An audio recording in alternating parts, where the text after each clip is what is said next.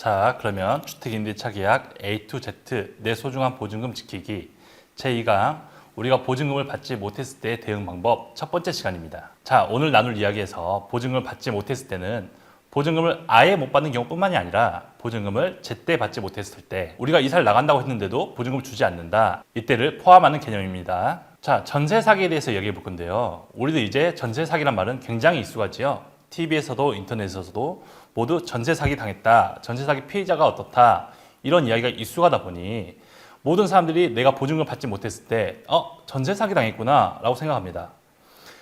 변호사님 저 보증금 받지 못했어요. 전세 사기 같아요 라고 하는데요. 이 전세 사기란 말이 우리의 경각심을 좀 떨어뜨리는 것 같아요. 그리고 우리의 판단력도 좀 흐리게 하는 것 같고. 사기가 뭡니까? 나쁜 짓이잖아요. 그 나쁜 사람이 착한 사람을 속여서 일어나는 거잖아요. 그런데 반드시 그렇지만은 않다. 자, 사기의 법적 정의는 기망행위와 재산상의 이익입니다. 기망행위가 뭐냐? 무언가를 속이는 겁니다. 누군가를 속여서 재산상의 이익을 얻는 것을 사기라고 합니다. 그런데 보증금을 못 받았다. 이게 반드시 사기일까요? 보증금을 못 돌려줬어요. 보증금 줘야죠. 그 사람은 재산상의 이익을 볼 수 있죠. 하지만 속인 게 있나요? 이거 한번 생각해 보셔야 됩니다. 자, 보증금 돌려주려고 했는데 못 돌려줬어요. 자, 이게 사기냐? 속인 게 없잖아요. 돌려주려고 노력했는데 단순히 못 준 것뿐이다. 앞에서 이야기 나왔었죠? 그냥 채무 불이행입니다. 그럼 다른 예시. 저 계약 끝나고 나갈게요. 그러니까 집주인이 이렇게 말합니다. 돌려줄게요 라고 했는데 못 돌려줬어요. 자, 돌려줄게요 라고 했는데 못 돌려줬다. 돌려줄게요가 거짓말이잖아요. 그럼 이게 사기이냐?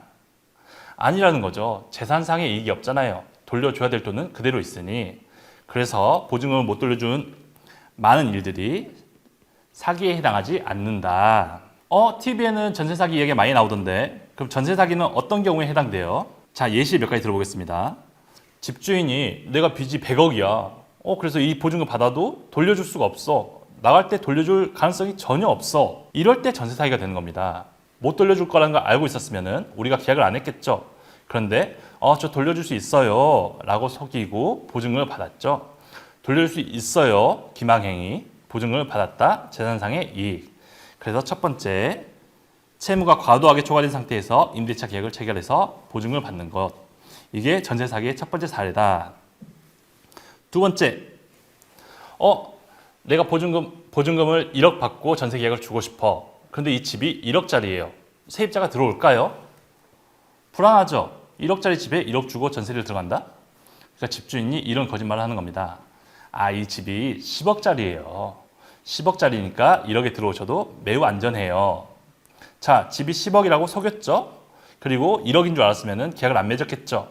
이런 경우 속였으니까 기망행위, 돈을 받았으니까 재산상의 이익. 이 주택 가격이 높은 것처럼 속여서 임대차 계약을 체결한 경우가 전세 사기가 됩니다. 셋째, 아까 전에 다가구 주택 이야기했죠?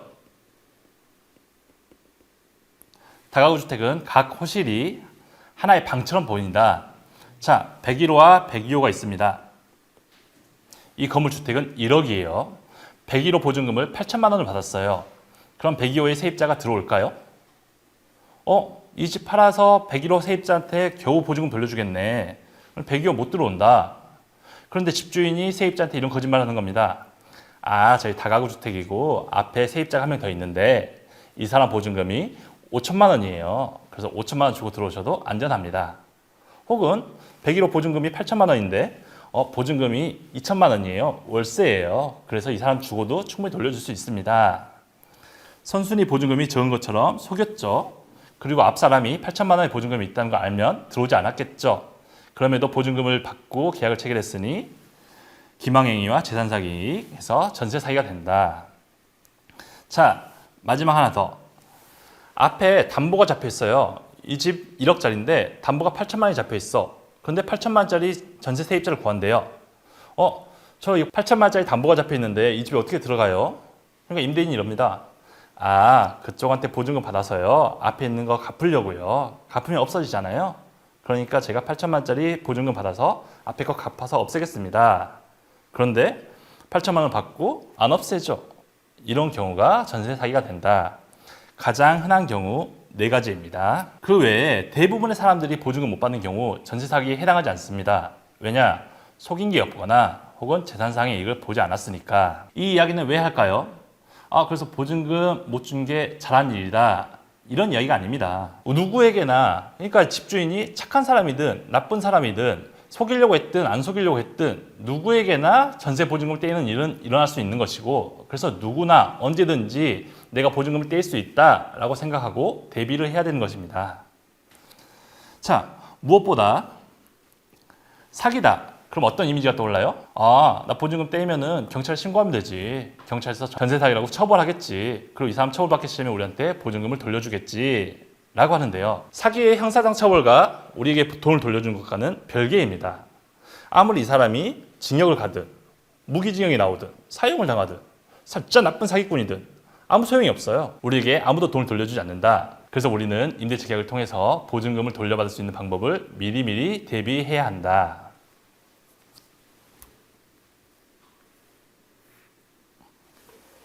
자, 그러면 본격적으로 시작해 볼게요. 보증금을 받지 못했을 때 어떻게 해야 되느냐? 저는 월세 계약인데요. 라고 하면 그 과정은 아주 간단합니다. 월세를 안 내면 돼요. 월세를 안 내면 보증금이 점점 깎이잖아요. 그럼 시간이 걸리더라도 보증금이 떼이지 않는다. 그런데 보증금이 너무 크다. 그래서 월세로 아무리 차감을 하려고 해도 시간이 너무 오래 걸린다. 그런 경우는 전세계약과 마찬가지로 이 다음 절차를 똑같이 밟아 나가는 겁니다. 자, 보증금을 받지 못했을 때 대응 방법. 가장 첫 번째, 전세보증보험에 보험사고를 신청하는 겁니다. 저 전세보증보험 가입했어요. 그러면 걱정하지 않으셔도 돼요. 보증보험에다가 저 보증금 못 받았어요 라고 하면 시간과 좀 기간이 걸리겠지만 보증보험에서 전세보증금을 돌려주게 됩니다.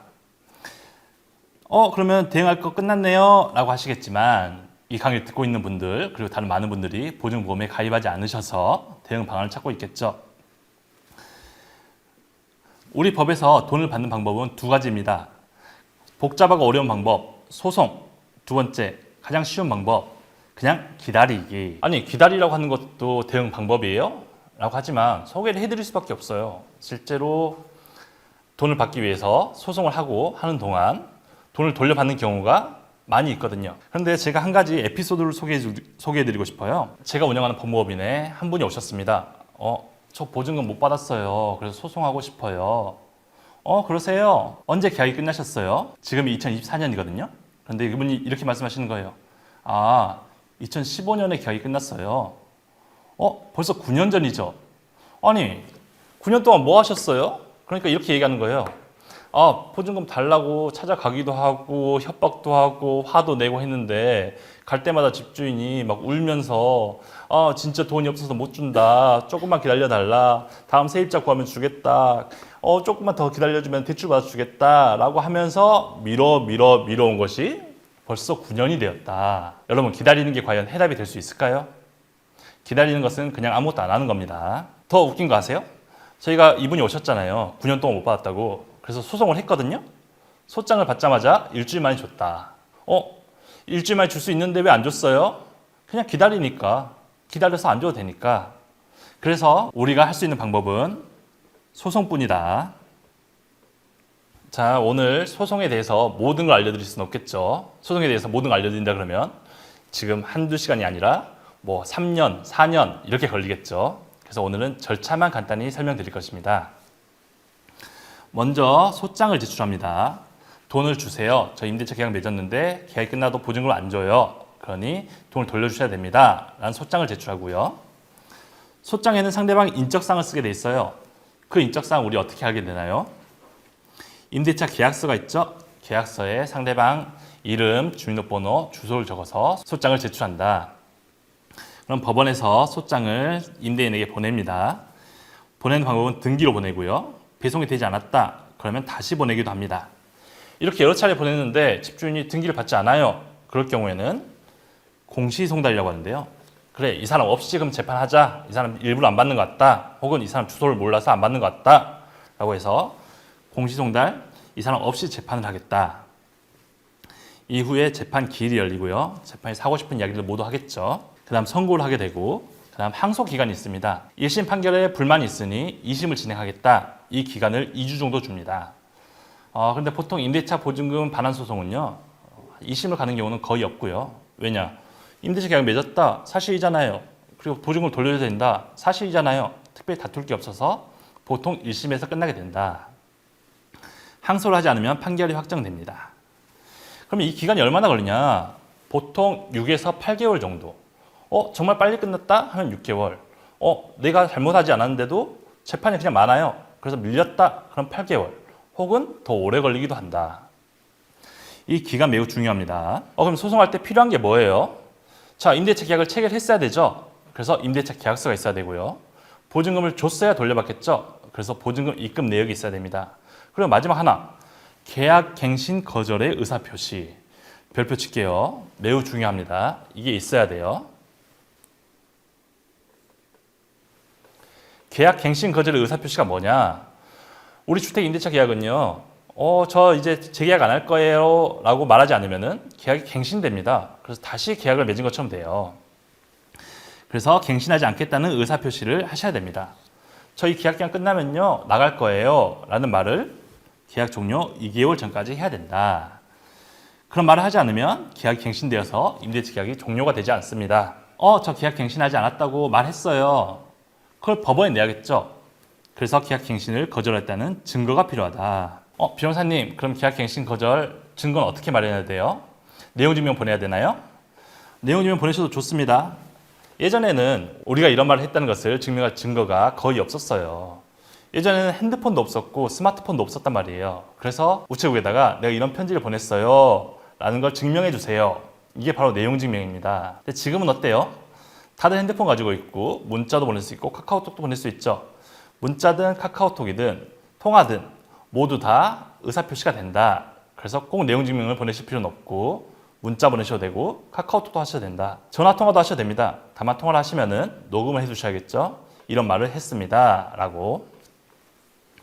그럼 문자 보낼게요. 문자 어떻게 보내야 돼요? 제가 예시를 하나 보여드릴게요. 땡땡땡님, 저는 땡땡땡에 살고 있는 세입자 땡땡땡입니다. 저희 임대차 계약의 만기일자가 땡땡땡땡 땡땡땡 땡땡땡입니다. 저는 계약 기간이 종료되면 이사를 갈 예정이어서 계약을 갱신할 의사가 없으니 이게 계약 갱신을 거절하는 것이다. 계약이 끝난 날에 맞추어 퇴거할 예정이오니 계약이 끝날 때에 맞추어 보증금을 반환하여 주시기 바랍니다. 반드시 이런 문자든 카카오톡이든 통화든 한 증거가 있어야 된다. 이거 주의하셔야 됩니다. 그럼 저희 사무실에 소송을 맡기러 오신 분들이 자주 묻는 질문이 있어요. 저 소송 제기했는데요. 그러고 나서 보증금 돌려준다고 하면 어떡해요? 그럴까봐 소송 못하겠어요. 소송 그냥 돈 받고 취하시면 됩니다. 소송을 제기한다고 말하는 게 영 껄끄러워서요. 소송을 제기한다고 말해야 되나요? 안 하셔도 됩니다. 소송을 제기하니까요. 임대인이 자꾸 전화가 와요. 이거 어떻게 대응해야 돼요? 자, 임대인이 보증금 돌려준다 하면 받으시면 됩니다. 근데 다른 이야기다. 좀 봐주세요. 좀만 밀어주세요. 너 어떻게 이럴 수 있어? 이런 말들은 응대하지 않으셔도 된다. 소송 비용은 얼마가 들까요? 소송을 하게 되면요. 인지대와 송달료가 필요한데요. 이 인지대가 수수료, 세금 같은 겁니다. 그게 받아야 되는 보증금에 따라서 조금 달라집니다. 이사를 가야만 소송을 할 수 있을까요? 아닙니다. 이사를 가기 전에도 소송은 가능합니다.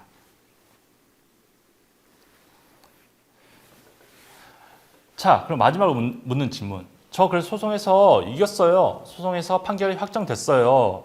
근데 저 이제 돈 언제 받아요? 소송 이긴다고 해서 돈이 들어오나요? 돈이 들어와야지요. 근데 주의할 점은 법원 절대 소송에 이겼다고 해서 돈을 찍어주는 게 아니란 말이에요. 판결문이란 판결문에 적힌 대로 강제할 수 있는 권리일 뿐이다. 너한테 이 돈을 받을 수 있는 권리를 줄게. 그러니 너가 이 판결문을 가지고 돈을 받아가 라고 하는 권리일 뿐이고요. 판결문이 확정된다 라고 하더라도 돈을 주지 않을 수 있다. 그럼 우리는 강제로 돈을 받는 절차를 겪어야 한다. 이것을 강제 집행이라고 하고요. 다음 시간에 이어서 진행하도록 하겠습니다.